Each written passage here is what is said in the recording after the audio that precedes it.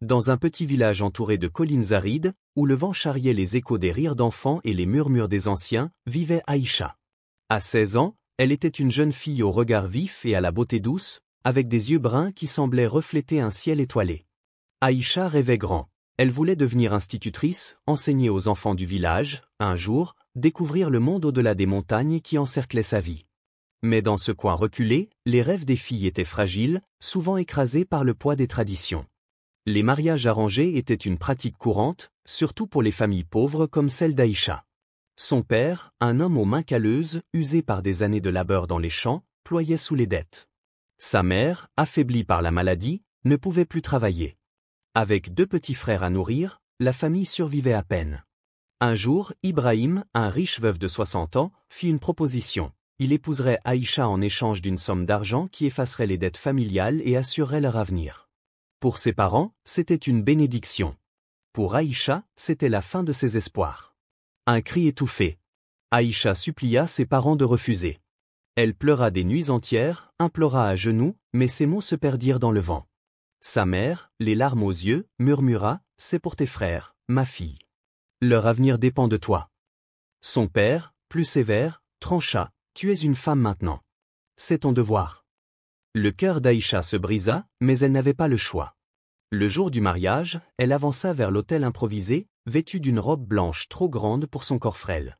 Chaque pas était une lutte, comme si la terre elle-même tentait de la retenir. Ibrahim, avec ses cheveux gris et son sourire satisfait, la regardait comme on admire une possession. La cérémonie fut rapide. Quand on lui demanda si elle acceptait cet homme, Aïcha baissa les yeux et hocha la tête en silence. Les applaudissements du village résonnèrent comme des coups dans sa poitrine. Une cage dorée. La vie avec Ibrahim devint un enfer discret. Riche et autoritaire, il enferma Aïcha dans une grande maison vide, lui interdisant de sortir sans lui, de voir ses amis ou même sa famille. Elle, qui avait toujours été pleine de vie, commença à s'éteindre. Ses yeux perdirent leur éclat, son sourire s'effaça. Ses journées se résumaient à des tâches ménagères et aux récits interminables d'Ibrahim sur ses affaires. La nuit, elle pleurait seule, incapable d'échapper à ses regards insistants et à ses mains possessives. Avant son mariage, Aïcha avait un secret. Elle apprenait à lire et à écrire grâce à Monsieur Ahmed, un vieux professeur du village qui croyait en elle. Elle cachait ses cahiers sous son matelas et étudiait à la lueur d'une bougie, nourrissant son rêve d'enseigner. Mais un soir, Ibrahim trouva ses cahiers. Fou de rage, il les jeta au feu en hurlant « Une femme n'a pas besoin de ça. Ton rôle est ici, avec moi. » Aïcha regarda les flammes dévorer ses rêves, et une part d'elle mourut ce soir-là. Un espoir fragile. Les années passèrent dans cette prison dorée. À 19 ans, Aïcha découvrit qu'elle était enceinte. Malgré tout, une lueur d'espoir naquit en elle. Peut-être cet enfant lui redonnerait-il une raison de vivre? Elle accoucha après des heures de douleur, et lorsqu'elle tint sa petite fille, Nour, lumière, en arabe, dans ses bras, elle pleura de joie. Pour la première fois depuis longtemps, elle sourit. Mais Ibrahim ne voyait pas Nour comme une bénédiction. Jaloux de l'amour qu'Aïcha portait à sa fille, il devint plus cruel. Il l'insultait, la frappait parfois, et menaçait de lui prendre Nour si elle désobéissait. Aïcha vivait dans la peur, serrant sa fille contre elle chaque nuit comme pour la protéger du monde. Le point de rupture. Un soir, alors que Nour avait 2 ans, Ibrahim rentra ivre. Une dispute éclata pour une broutille, et dans un accès de colère, il frappa Aïcha. Elle tomba, sa tête heurtant le coin d'une table. Quand elle revint à elle, du sang tachait le sol, et Nour pleurait dans son berceau.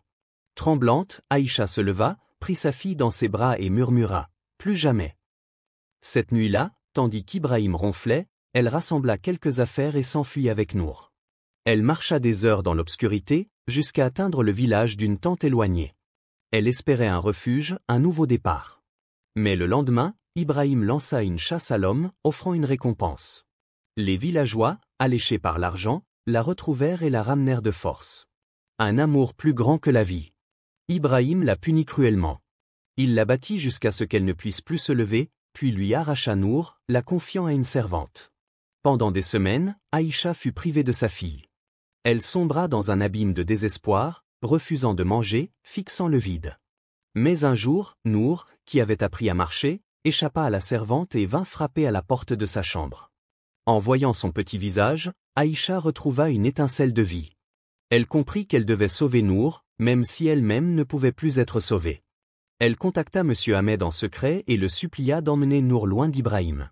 Le vieil homme, bouleversé, accepta. Une nuit, Aïcha embrassa sa fille une dernière fois, lui murmura « Je t'aime » et la confia à M. Ahmed. Elle regarda Nour disparaître dans la nuit, son cœur se déchirant en 1000 morceaux. Une fin dans l'ombre. Sans Nour, Aïcha perdit tout. Elle devint une coquille vide, errant dans la maison d'Ibrahim.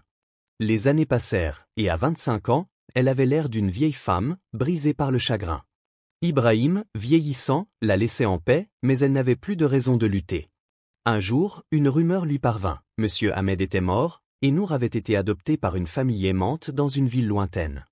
Elle allait à l'école, elle était heureuse. Pour la première fois depuis des années, Aïcha sourit faiblement. Sa fille était libre. Peu après, elle tomba malade. Les médecins parlèrent d'un cœur affaibli, mais elle savait que c'était son âme qui s'éteignait. Sur son lit de mort, elle demanda à voir le ciel. On l'emmena dehors, et elle fixa les étoiles, imaginant Nour sous le même firmament. Dans un dernier souffle, elle murmura « Sois heureuse, ma lumière ». Puis, elle s'éteignit. Un écho dans le silence. L'histoire d'Aïcha est une tragédie qui parle de rêves volés, de sacrifices et d'un amour maternel indestructible.